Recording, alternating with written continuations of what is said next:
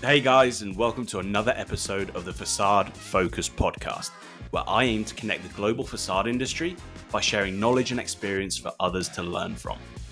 Over the coming weeks, I'll be interviewing leaders and industry experts across the globe to discuss common problems people are facing and explore innovative solutions that will help you in your learning journey. This week, I'm joined by Stephen Gaynor, founder of Pivoth and one of the key voices behind the Rain Screen Association of North America. Stephen's work is all about helping building product manufacturers break into or even scale within the commercial facade market in the US. Stephen spent the last 2 decades working in the cladding and rain screen industry, from his early days in waterproofing to now advising global companies on market entry and compliance. Stephen's passionate about helping businesses reduce friction and bring real value across the supply chain. In this episode, we talk about why exterior wall assemblies still suffer from siloed thinking, how better collaboration can unlock performance and cost savings, and what we can learn from how Europe approaches facade integration. We also dig into the reality of bringing new products to market, what works, what doesn't, and why brute force and persistence still matter. So if you're building products, launching systems, or just trying to improve how the industry communicates, this one's full of insights for you to help you move in the right direction. Now, a quick shout out to our sponsors of the podcast, which is Architectural Glass and Aluminum, otherwise known as AGA. They're a leader in custom curtain wall systems and have been providing tailored glazing solutions for over 55 years. More impressively, they're one of the largest employee-owned businesses in the glazing industry across the US. Have a phenomenal team that buys into their ethos of collaboration and craftsmanship. I'm delighted to have them as a partner of the pod, so a big shout out to the team over there. In the meantime, let's get into this week's episode of the Facade Focus podcast with Mr. Stephen Gaynor. Stephen Gaynor, welcome to the Facade Focus podcast. Good to have you. Thank you. Thank you very much. Absolutely. So in typical Facade Focus fashion, tell us a little bit about yourself, your business, and then give us a bit of a flavor as to your journey so far that's brought you to the present day. Yeah, I appreciate it. So, again, Steve Gaynor. I'm from Pivoth, and what I do is I help manufacturers through product entry for new products, and then issues related to growth, things like that. And on the other side of that, I help them with their technical and compliance portfolios for those products. So it's a two-pronged approach that we do here at Pivoth, and that's most of the business for Pivoth itself. Excellent. And that's what sort of products and materials are you working in? Yeah, good question. And this goes to sort of where I come from. So all I've ever done is the exterior of a building. I started with a waterproofing subcontractor, went to a general contractor as a project or a project engineer for exterior trades, and then quickly went over to the manufacturer side for a new product that was being introduced for rain screens, and that's what I do. So it's all within those rain screen opaque wall products. It's cladding, attachment systems, WRB insulation, other related products in that space. If you ask me about how a window goes in, I have no idea, even though I've been adjacent to it now for 20-something years. Close enough to just not quite close enough to get into the detail. Yeah. That's fair enough. So it sounds like you've come through the manufacturer side, worked for the GC for a bit, now helping businesses enter the market and really get their ducks in a row, as we say over here, when they're entering a market, and they've got a product, but how do they get it to be in the ecosystem and being sold? Right. Very cool.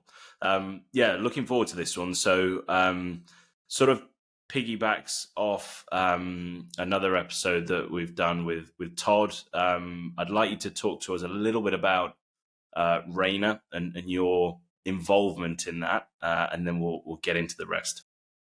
Yeah. I mean, so Raina, so Todd and I had been part of several efforts over the 10 years before Raina was actually created to try to create some sort of industry group, and we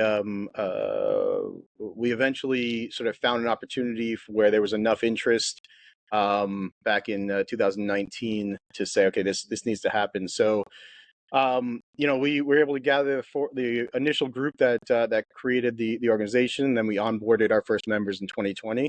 And really, the reason why, and it's a passion for both Todd and I, is that the the industry, especially for the opaque part of the wall here, is made up of a lot of different components, right? And those components have all had individually their own requirements, and they go up next to things that they rely on for performance, but never interact with, right? In terms of the companies that are providing them, and so you can put up, a wall system with all the most premium products and have it fail miserably if Yeah, if you're not thinking about the assembly. And so the Rain Screen Association was really created to start thinking about this as an assembly, right? And to start having these folks not only talk to each other, but starting to create standards that were not just material standards, but assembly standards, and starting to create guidance that was assembly guidance and things like that. And so that's what Rain does. Now we have, I think, 7 different working committees. There was a few years ago, so we started in 2020. A few years ago, Todd and I started realizing that we don't know everything that's going on at Raina, and that was sort of, it became a success at that point, right?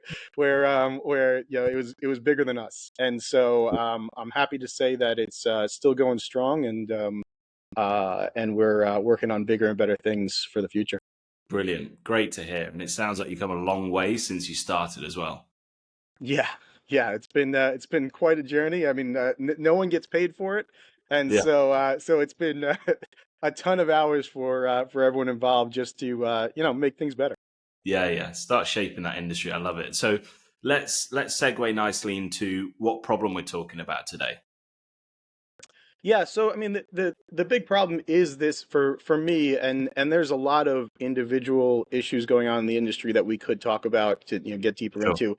But what I like to talk about, and I think the problem that hits on all of those is this idea that that we're not collaborating enough when it comes to the exterior wall assembly, and the opaque part of the exterior wall assembly. When I started, we were selling a premium product to architects and building owners. That was the rain screen cladding, a nice rain screen cladding. It was to last forever. There's a good value proposition, but it was a premium product. And the feedback we'd get was, "You're just replacing paint. Why why am I going to pay for all this?" Yeah. And to some extent, it was true, right? But now the industry has really, from that point, transformed into the exterior wall is so focused on high performance now that now we have, from the cladding to the sheathing, we've broken it up into different trades sometimes, Yeah. that does different layers. And so this sort of the silo effect that was hurting the rain screen manufacturers that I talked about when I talk about Raina is hurting everyone down the line. The architects send this out to delegated design, and I have a lot of love for architects, but I'll just try to speak the truth there. It's often not even thought about, right? Because they're saying someone else is going to figure that out, and Yeah. then GCs and installers aren't really in the habit of figuring that themselves. They go back to the manufacturer, and so that means they're going back to this manufacturer for cladding, this manufacturer for attachment system, and where is it all getting put together, right? And so that's for me, that's the thing that sort of leads to the threats of non-performance, and the threats for our industry of having these major issues.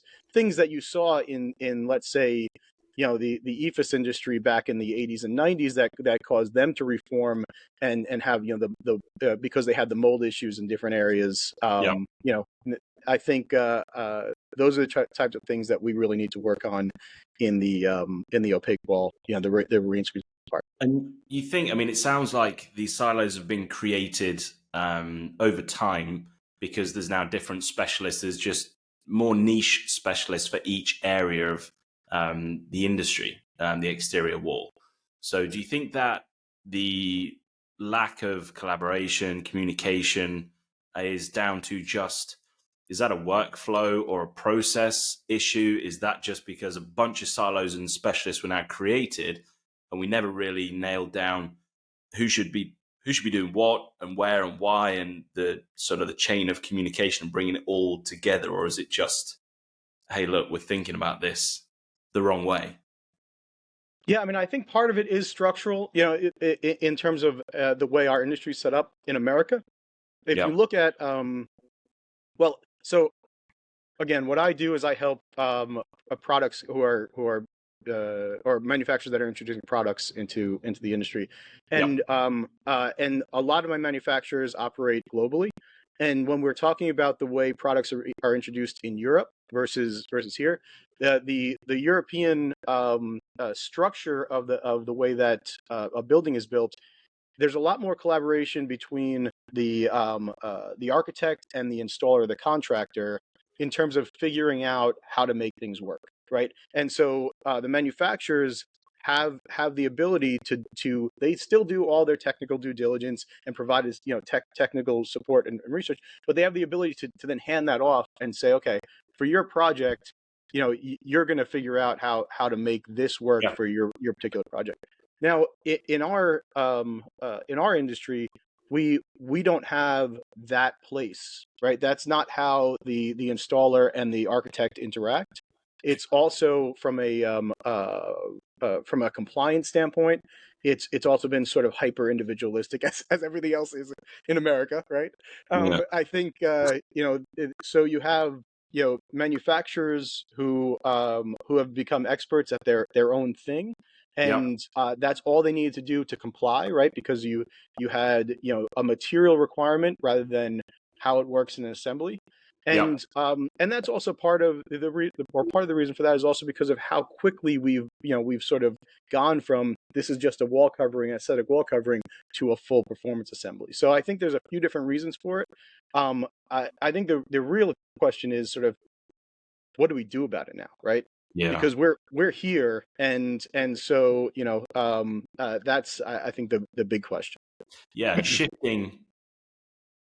Shifting everyone's mindset, every project stakeholder's mindset to buy into a new way of working is a mammoth task. So where's the low hanging fruit here?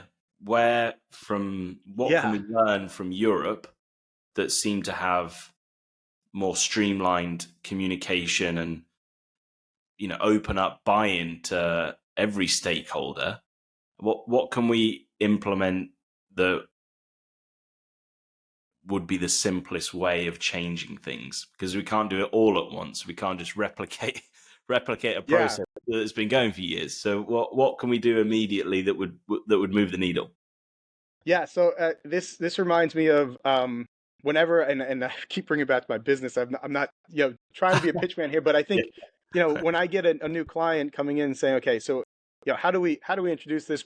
What's the key? What's the key to doing this?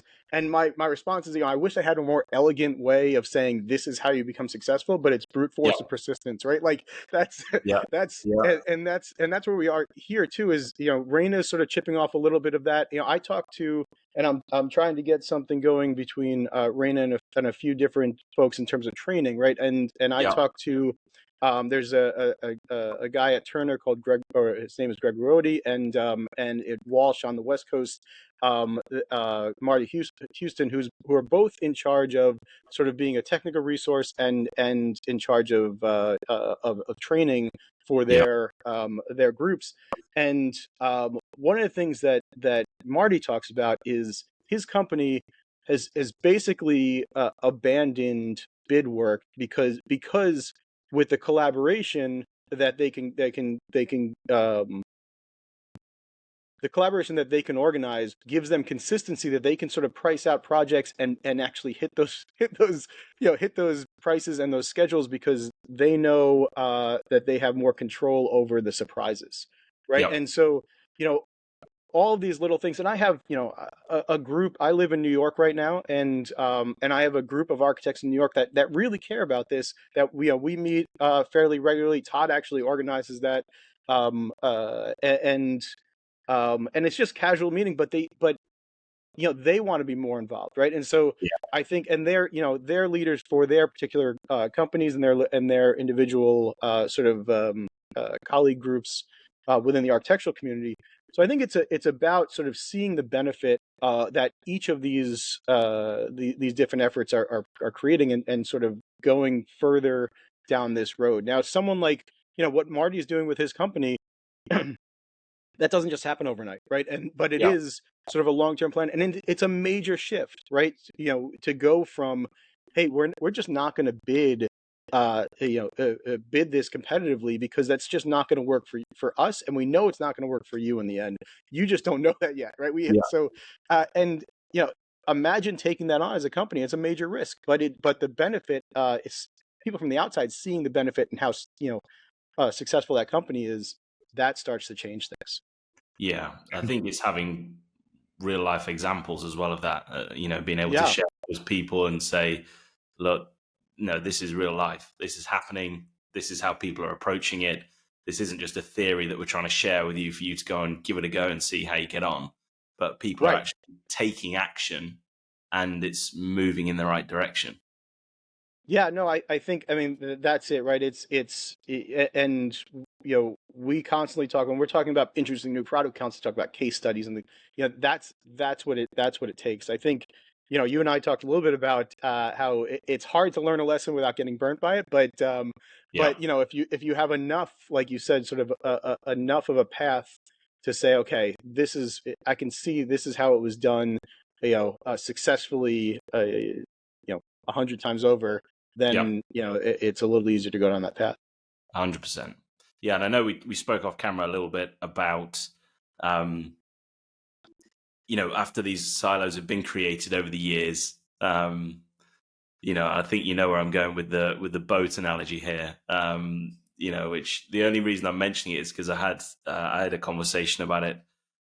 Just yesterday I was on a Teams call with this person. I know they'll be listening, so I'm not going to give them a shout out, but they'll know who they are. Um, and there's different motives, isn't there, within the project, from wherever you stand on it, whether you're the architects, the manufacturer, whoever, GC installer. There's different motives, and you're handling different parts and timing schedules, whatever it is. And if you brought all these people together to build a boat, you gave someone the mast, someone the hull, someone the anchor, just said, go and design whatever you want, but the best of the best.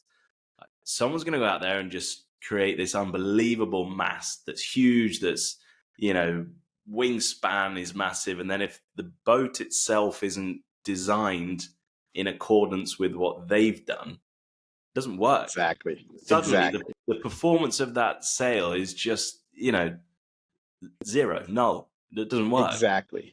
So, I think the silo And piece is important, and it's communication, isn't it? It's communication yeah, and no, on the same team. and we have that sickness, and it's not just our part of the industry. Some that company that I was just talking about, they don't make that change because a few rain screen parts aren't working, right? Like this is across the industry, when you have folks that need to collaborate in order for their performance of their product to work, with other suppliers. That's across the industry, right? I know it happens in HVAC. I know it happens in other parts of the building. But this is the part that I'm involved with. And like you said, we can create the most premium products, and put those all together, and again, we can have that fail terribly, because someone hasn't thought about how they should go together. Yeah. Yeah. I think I've heard this probably 3 or 4 times, certainly in the last month, that the other trades on the building project seem to have this nailed, or they seem to have a better idea of it, or maybe be further along, a little bit more mature in how they're handling sort of this stuff. The communication between everyone, and I think, again, not to plug your business, I think this I mean, I consultant. appreciate it as much as you Yeah, want to do it. that's just So, you're not going to throw it back and tell me not to. I know that, but the power of actually having someone that has got a step by step process to say, this is what you need to look out for. Like, not holding, I suppose it is holding your hand, but I think you mentioned, brute force and persistence, and right now that's the way that people need to go if they're going to bring a new product to market. But that can't be sustainable. That can't happen forever. Right. No, yeah, and it's and I talk about that sort of brute force and persistence within a framework, right? And that's a lot of the reason why people hire me specifically is because of what you just said, right? I have this is my pitch to folks. I have all of the bumps and bruises and scars of doing it wrong a bunch of times, Yeah. and sort of figuring out what works there. And so to a few of my clients, all they want to pay me for is sort of a Sherpa service, right? To say like, Yeah. okay, here's the path. We've come to a decision point. Here's what you should be evaluating. Here's how the different players interact here, and here's what you're going to face if you go down this road or if you go down this road. So now let's make a decision that's informed rather than blind. Yeah. Sherpa service. I'm going to use that. I love that. That's very cool.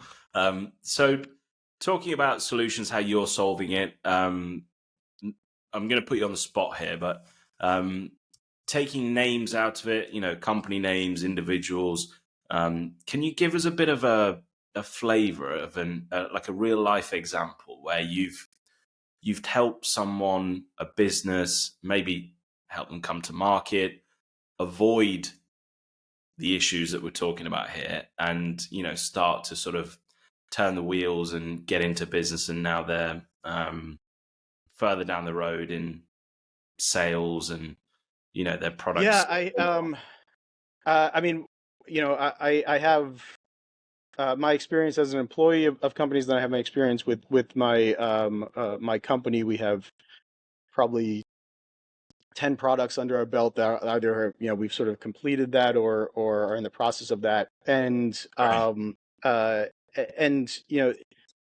the process is always very similar, especially, and I'll tell you, so I have a few products that are brand new companies that, they're looking for funding, startup, new technology. They actually have IP, which is rare in this Wow. part of the industry. Yeah.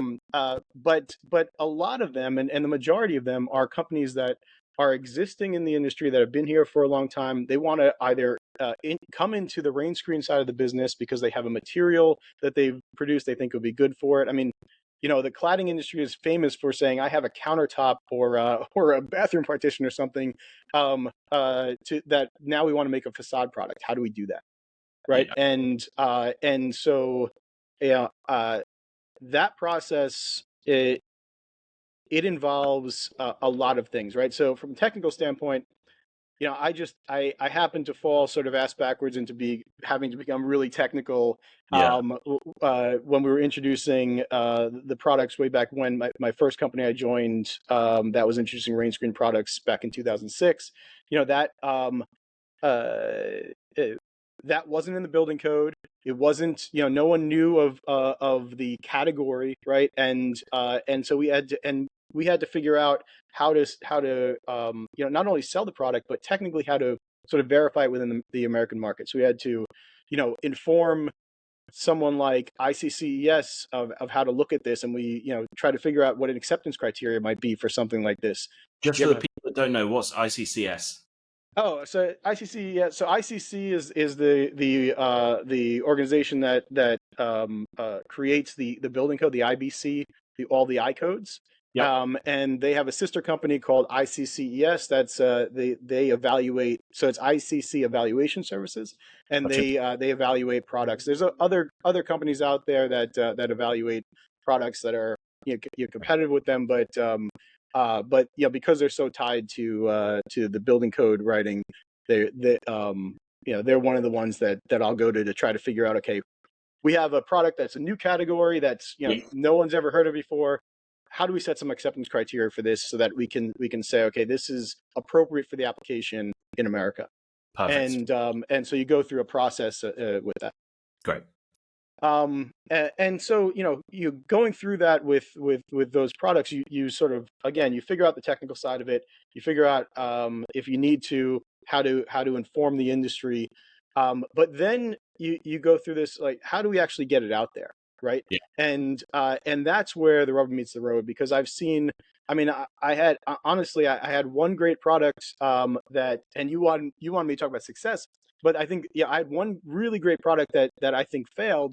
It's still out there, but it really didn't meet its potential because we couldn't figure out how to bridge the multiple trades that take on that type of material right now, or those type of materials that we were bringing into one, right? And so, we had this great product. Architects loved it. We had, specifications all over the place. Then once we tried to figure out the challenge to market, we were able to navigate to a certain point. But then we got to the installer, and the typical rain screen installer was saying, I'm not going to touch this thing because I put up something like this, and this is a little bit different. And then I go to an installer of the typical material that's not a rain screen installer, and they're like, I don't know how to go outside. So I know how to use this material, but I don't know how to go outside. So I don't want to touch that. Kind of liability for me. And ultimately, we had to drastically change that program in order to sort of keep it in the market. But it's those sort of things that I think are the real, the real challenges when you're trying to introduce a product. It's much less about the product itself. This episode is brought to you by Architectural Glass and Aluminum, otherwise known as AGA. Looking for a trusted glazing partner? AGA has been working alongside industry leaders for over 55 years, providing reliable and high-quality glazing solutions. Specializing in Class A office buildings, hospitals, airports, and higher education, AGA creates custom curtain wall systems tailored to your project needs. With a focus on collaboration and craftsmanship, AGA is here to support your next project. So visit aga-ca.com to learn more about their services and capabilities. That's aga-ca.com. Now back to this week's episode. Do you know what? I was listening to a podcast a couple of weeks ago, and they were talking about, when you do bring a new product to market, whatever industry you're in, there has to be an element of, one, understanding the product and where it fits, but also sometimes you've got to wait for another product or service to actually be there. And they used Uber as the example. So, Uber, the concept of Uber without the mapping services is useless. Mm-hmm. But the product is game changer. But you need the platform or the service of the mapping in order for that to really have an effect and land and just change an industry. So like you said with your product there, game changer, architects love it, everyone's bought in, like yep. We don't have the facility to get it on the building yet. Like, now how do we, so how do we solve that? Right. Yeah, it's so interesting. Yeah. And those are the real challenges. And listen, that's for me, as much as I hate failing, and I lose a lot of sleep over it. For me, those are the most fun ones because you're sort of in it. You're saying nobody else has figured this out yet. We're going to try to figure this out, and we'll be, so that if we get there, we'll be the first ones, and we will take advantage of that. And so there's a lot in my life, in my career, that I like to take on like that, and I've failed a bunch too. I mean, that's just what happens when you try to take those things on. But that's what really makes me want to get up and do this work. Well, if it was easy, then everyone would be doing it. If it was just something easy, they wouldn't need Pivoth. It was just a simple route to market, and here's a product, and boom, off we go to the races. Like, it would be put the rest of us out of work. But there are those issues and problems, and people need to learn from the people that have made the mistakes. We all make mistakes. I've said this on probably every podcast I've recorded. We all make mistakes. None of us are perfect, but we're all out here trying, and we're trying to figure out and learn from the mistakes to give a better service next time. So no, I get that. For being successful overall, there's a big part of failure that contributes to that. So absolutely. I totally get that. So let's talk about, we've looked at the problem here, and it's, blindingly obvious where the problem is in these silos. We've looked at potential solutions. We've pointed towards Europe as something that we can potentially learn from. You've explained to us a little bit about, your service and how you help businesses come to market. If we can bring this all together, we can be more collaborative. We can, get stakeholder buy-in from each area, and we're now all working together rather than just sort of within our own little silo.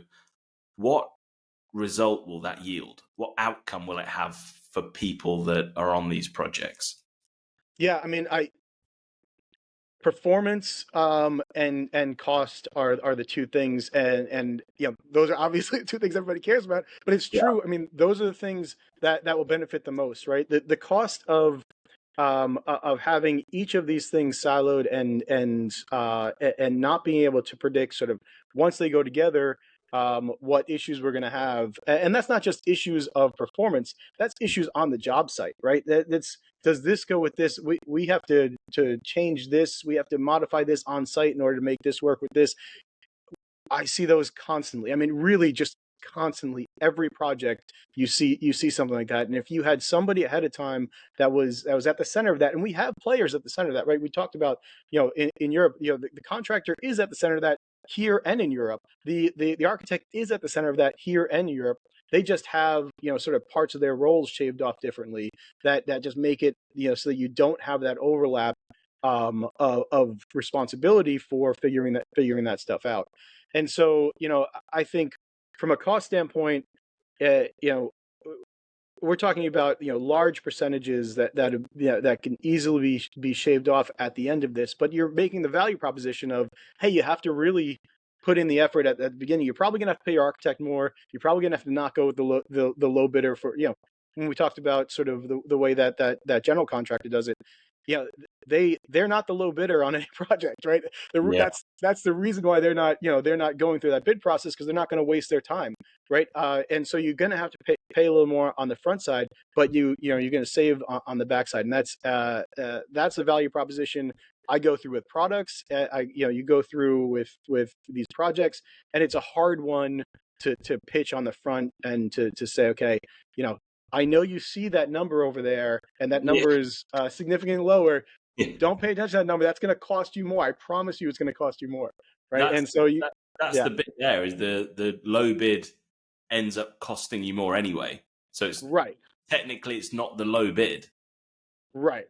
And so you need, I mean, and I know we're sort of going to solution here, but for that you need to go into those sort of case study solutions. And if we could have, the industry do more of that, where we say, okay, here's what happens when you go down this road. Here's what happens when you go down this road. On average, let's put those numbers together and start to see what it really costs to go through our typical bid build project process.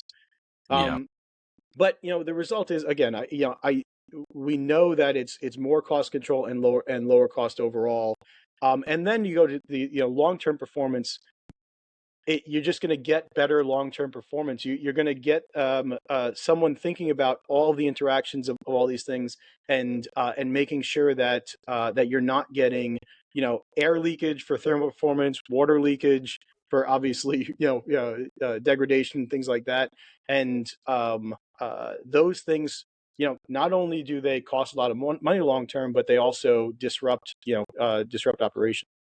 So does this come down to the marketing of the industry as well? And maybe marketing is the wrong word, but in order to change behavior, it's been proven people buy things more through fear than they do through gain.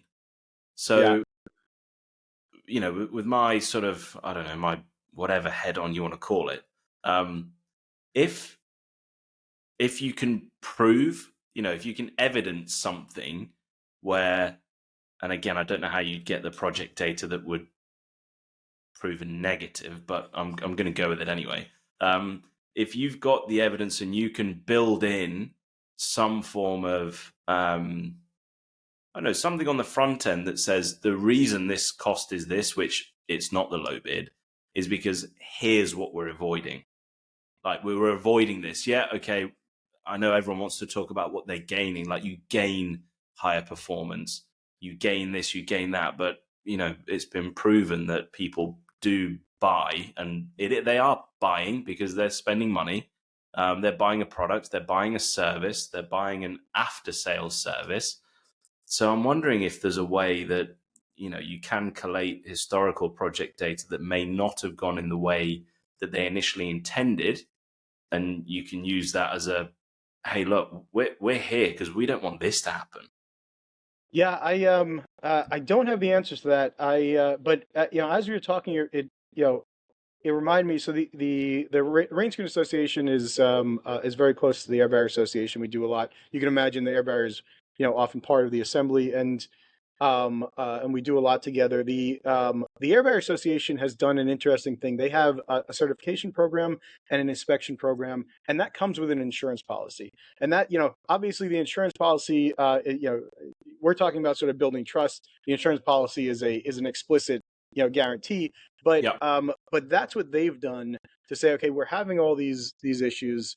It's going to cost us a bunch on the front side, but you're going to get here's a concrete thing you're going to get on the back side if you pay for it on the front side, right? And that's one of the things they've done with the air barriers is saying, okay, we do need to get everyone to be thinking about quality on site, not just the material.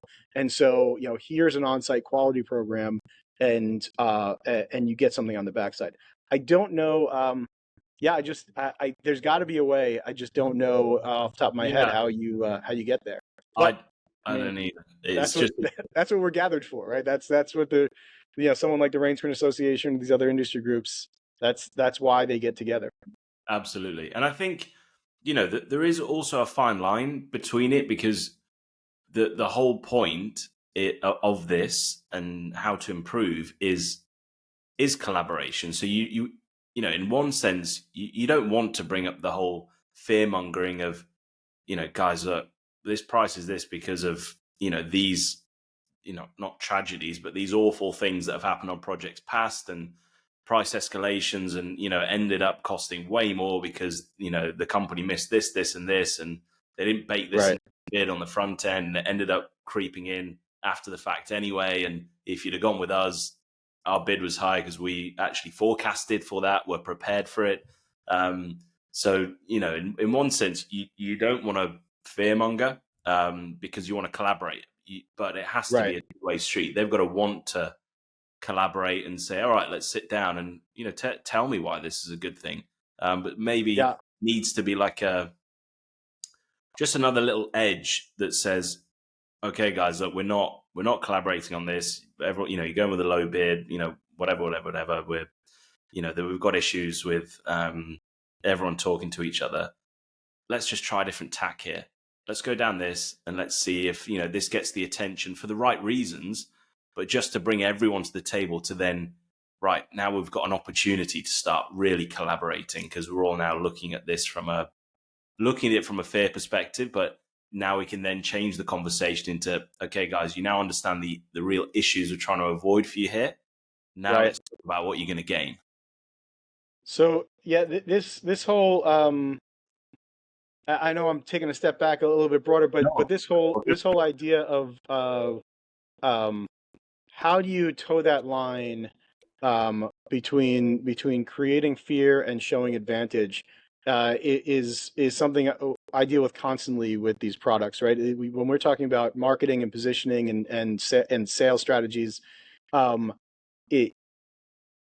I do everything I can to stay away from the fear part of it, and it works to a certain extent, but it's also somewhat it can be somewhat intoxicating and somewhat lazy, right? Because our laziest salespeople will all they'll do is go in and use that, it just hit on that over and over and over again, and eventually that it just it works for a little bit, but no one wants to talk to that guy anymore. Whatever. So it's and you don't want to be sort of positioned like that. And in our industry, it's a very technical sale, right? It's we're talking about structural performance, things falling. I live in New York City. Things fall off a building a bunch of times a year. On average, once or twice, someone's getting killed by it. Like it's it's a serious issue. Things like fire, right? I don't have to talk about. Everyone knows the fire is a serious issue, and so those folks that have advantages there, they do have to toe the line because they have to show their advantage, but they they have to also sort of stay away from using that as their initial sort of here's who we are, right? Yeah.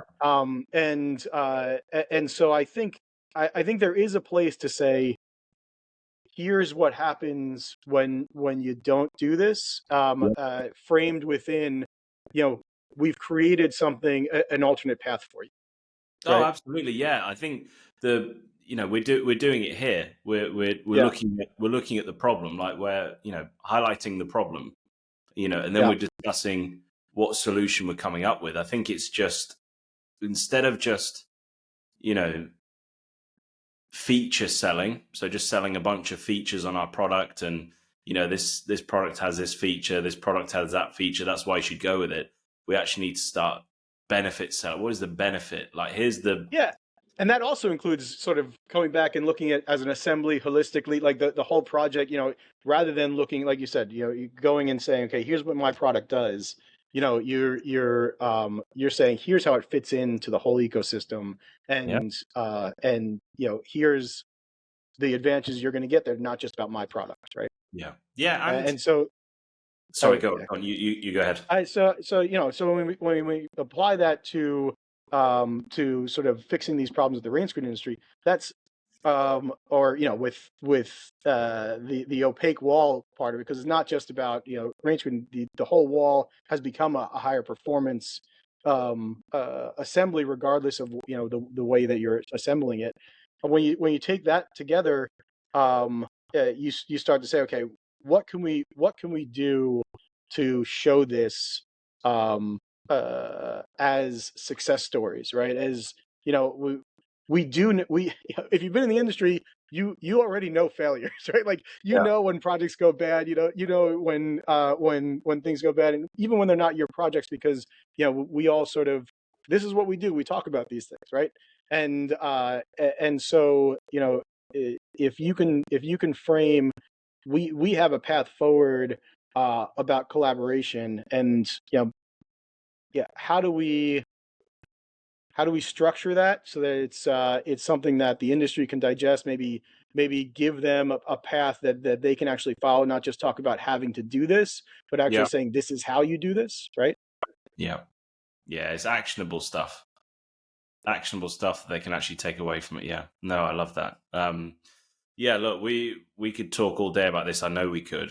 Before we head into the quick fire questions, Steve, is there anything you Yeah. want to add? Anything you want to, sort of closing statement almost? Not to make this all structured and official, but a closing statement on what we've Well, talked about there. yeah, no, I think for me, it's sort of a message for those folks that are listening, that care about this, is get involved, and honestly, so you know, uh, a lot of my involvement comes from a passion to try to change something that is an issue, right? It's something that I come across constantly, and try to make it better on the whole, make it better for me, and but also, getting involved benefits you, just personally also, because you're a network guy, right? Like this, that's Yep. that's how you sort of you built yourself, and that's for anyone can benefit from that, right? And that's not just about sort of getting the next job, or what have you, but it's also about your knowledge, right? Yeah. And just making you better at what you do. When you have the connection to the network, and these industry groups are the way to do that, right? It's so that's sort of my sort of parting Yeah. message is get involved. It obviously it helps the industry, but it helps you too.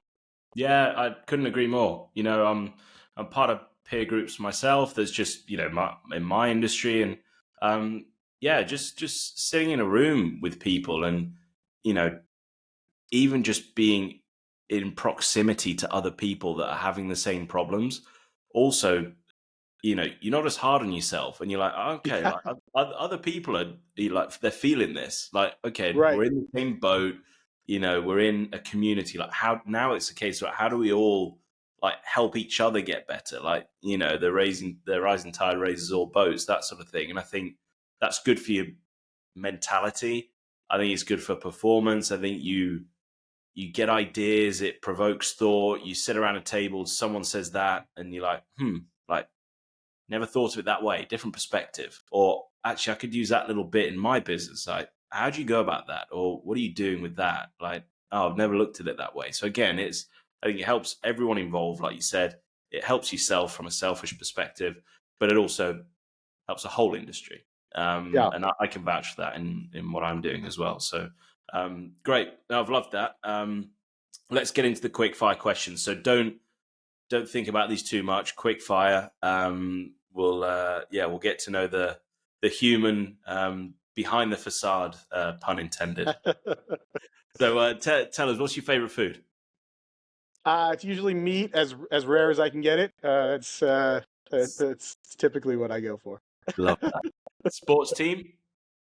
New York Giants. It's been painful, but recently I've gotten into UConn women's basketball. I know it's that's sort of a bandwagon thing for those who know it, but over the last few years, my wife and I have just gotten into it. Very cool. Favorite city and why? Yeah, man, there's a lot of great places to visit, but San Diego is after college I went to San Diego for about 10 years, and I just love the lifestyle there. I want to go back and not leave. Yeah, I love that. So you must have said, were you the same time as Todd down there? Yeah, so that's actually how we met. So we both in fact, I'm going to broadcast it when I got hired. So we both work for the same company. When I got hired, Todd actually voted against me getting hired. So I like to hold that over his head. Yeah. There we go. Yes, I didn't know that. I'd have questioned him on that if I knew that ahead of time. Cool. So what's your favorite hobby? Man, right now it's my business. As you know, it's this takes a bunch of time, and then I have I volunteer a bunch of time with industry groups, so it's pretty boring from that perspective, but that's what fills my time. No, good for you. Yeah, you can find a beach hobby when you get back down to San Diego. It's fine. So either or, favorite book or movie? Yeah, I mean, this is. I don't know. I think I'm gonna have to go with Elf, and the reason why it's not very insightful. But the reason why is when for years now, when my wife or I have had a really tough day, we'll order in and turn on Elf and just there you go. Let the world go by. No matter what time of year. I love that. Brilliant. What's the best advice that you've ever received? Yeah, that's a hard one. I think for me it's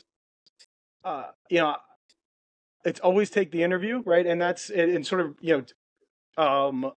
broaden that out to just sort of show up and try to meet people and get to understand something. Like, don't hide. And that's for me, that's been the thing that is I think across everything has made me most successful.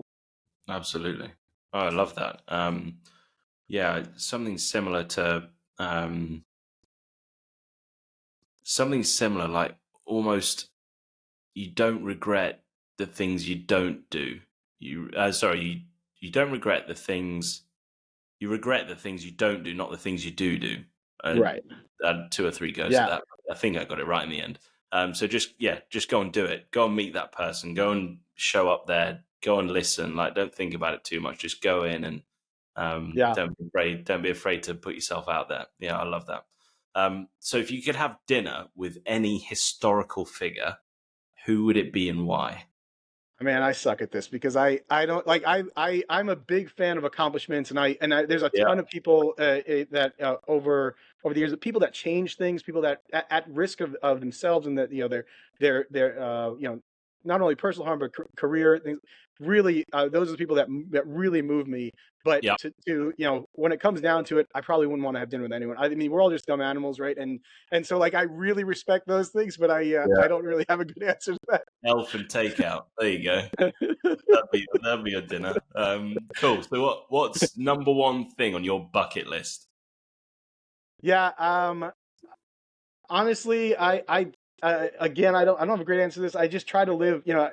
I've seen too many people in my life that have sort of looked to the future, and everything today is about the future. And I'm just, I'm more of like try to get what you want to get done now. Yeah, The future is just sort of, I go Eckhart Tolle on you, like the future is just a mind form, right? It yeah, doesn't exist, right? yeah, And so obviously I'm building a business. I'm saving for the future. I'm thinking about making a better industry.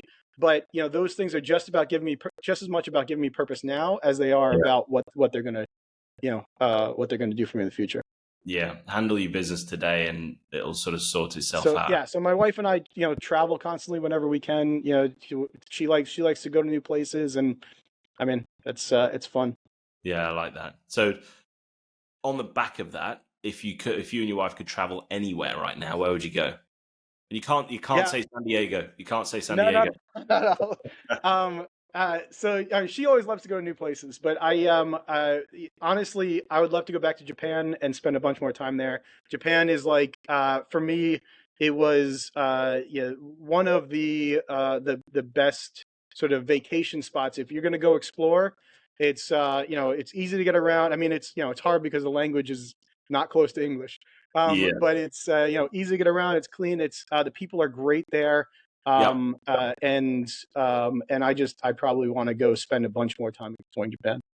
Love that. Yeah, I'm exactly the same as you. I've got this big plan of going for 6 weeks or so when the kiddos are teenagers, and Yeah, just go and just see everything in Japan, like yeah. the whole country. Just sort of do a couple of stop offs and just don't try and take time away if you like. Yeah, it'll probably be I, 6 to 8 weeks, but just like if we like this bit, let's hang here for a bit.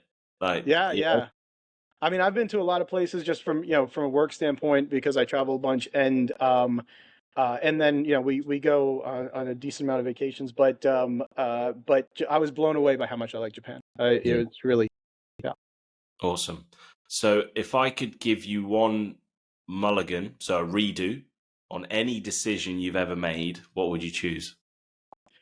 Man, I get this question. And it's funny because my father always called me the sort of one of the most unlucky people that he's on my sort of personal endeavors. But I Yeah, every mistake I've made, every failure has led to who I am and me being here, right? And so yeah, it's just such a hard question for me. I wouldn't give up any of them, as painful as some of them were. I got yeah, fired a couple times. I get like. eh, yeah. as painful as all of them were, I wouldn't give up any of them. So I mean, I'm not gonna give you any of them. No, I like that. That's what a way to finish. I like that. That's probably the first time someone said that to me. But I think the building of your character is through all of those, like the hardest bits, aren't they? Like you don't get Yeah. character from winning or the successes, but staying No, it's the humble. parts of me that Yeah, I'm proudest of, right? That's what yeah. you created those parts of me that I like the most, right? Yeah. So now I've got to figure out whether I cut that bit out so that no one else can say it again. I don't encourage people to not not answer these Yeah, questions. you should dub over my mouth and Yeah, now you put me in a situation here where I got to figure out if I leave that in or not. No, look, you've been awesome. Yeah, I really appreciate you giving me an hour of your time. I Yeah, think, thank you. This has been great. yeah, I think the problem solution that we're looking at here is one that most people will resonate with. Certainly, people in North America that are listening to this. So, super valuable. We'll definitely get you on for round two in the future. And yeah, best of luck in your endeavors with your business as well. Thanks, Tom. Appreciate it. Thanks, Steve. Guys, that's it for this week's episode of the Facade Focus podcast, presented by me, Tom Caldicott, founder and CEO of Unity Search, where I help glass and metal businesses hire the best talent and build their brand on LinkedIn. Now, I've worked across Asia, the Middle East, Europe, and North America, and I'm on a mission to help connect each facade community to give you the tools to learn and grow. Now, I'm a big believer in sharing knowledge and provoking conversation, so I hope you take something valuable from each episode that gets you thinking about how you can be better tomorrow. Remember to like and subscribe the video on YouTube and give us a 5-star rating on Spotify and Apple Podcasts. It really helps us reach more people to achieve our goal of connecting the global facade industry. Tune in again for next week's episode, and I'll see you all there.